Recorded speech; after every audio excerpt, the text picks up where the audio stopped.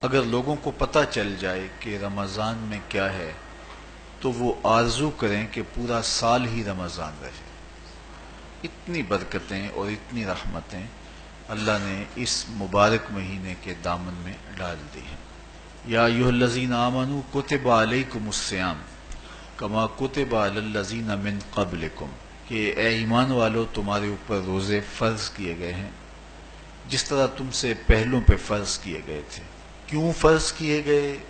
وجہ کیا ہے؟ لعلکم تتقون، تاکہ تم متقی بن جاؤ، تم پرہیزگار بن جاؤ۔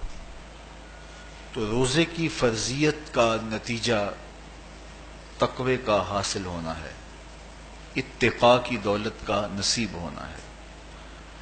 تو اس آیت کریمہ میں تین چیزیں بیان کی گئی۔ سب سے پہلی، اے ایمان والو تمہارے اوپر روزے فرض کیے گئے۔ پھر دوسری بات، جس طرح تمہارے سے پہلوں پہ فرض کیے گئے۔ اور تیسری بات، تاکہ تمہیں تقوی کا نور نصیب ہو، تمہیں اتقاء کی دولت نصیب ہو۔